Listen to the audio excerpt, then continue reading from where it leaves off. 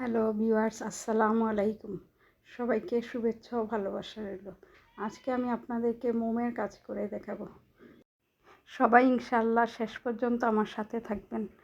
তো প্রথমে আমি একটি খালি স্টিলের বোল নিয়ে নিয়েছি। এটাতে আমি মোমগুলো ভেঙে চুলাতে দিয়ে জাল করে নিচ্ছি, আর ভিতরের যে সুতাগুলো ছিল এগুলো ফেলে দিয়েছি। এখন আমার কাছে এরকম একটা ডাইস ছিল, এটা মূলত কেকের একটা ডাইস। তো আমি এটাতে পরিষ্কার করে তেল মেখে নিয়েছি। এখন এটাতে মোমগুলো ঢেলে দিলাম। তো এটা এক সাইড করে রেখে দিচ্ছি ঠান্ডা হওয়ার জন্য। এটা ঠান্ডা হতে হতে আমার বাসায় পুরনো যে মোম ছিল সেই মোমগুলোর নিয়ে সাথে 2 টুকরা মোম রং নিয়ে একসাথে জাল করে নিব। একসাথে জাল করে নিয়ে আমি পূর্বেরটার মতোই আবার ডাইসে ঢেলে নিব।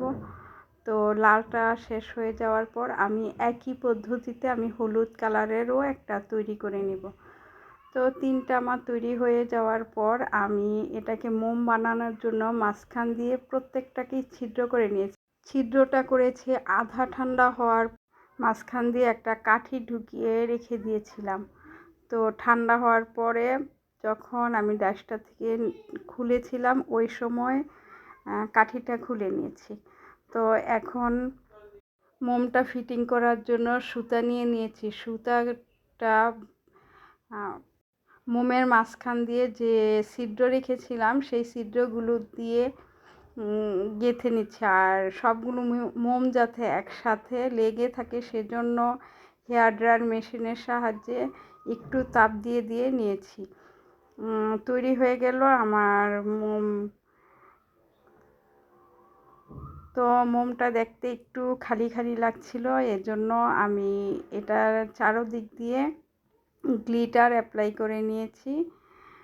তো তৈরি হয়ে গেল একটি নতুন ইউনিক একটি মোম, যেগুলো আমি পুরনো বাসায় ফেলে রাখা মোম থেকে তৈরি করেছি। এই মোমগুলো বাসায় কয়েক মাস বললে ভুল হবে, কয়েক বছর যাবৎ পড়েছিল। তো আজকে আমি এগুলোকে কাজে লাগালাম। ও একটা কথা বলতে ভুলে গেছি, আমি এগুলো সেন্ট আসার জন্য আমি কয়েক ফোঁটা আতর ইউজ করেছিলাম। সবাইকে পাশে থাকার জন্য ধন্যবাদ। কেমন হলো জানাবেন। ভালো লাগলে লাইক, কমেন্ট, শেয়ার ও ফলো দিবেন। একটা লাইক ও কমেন্ট কাজ করতে উৎসাহ যোগায়। আবার কথা হবে অন্য কোনো ভিডিওতে। সে পর্যন্ত সবাই ভালো থাকবেন, দোয়া রইল। আল্লাহ হাফেজ।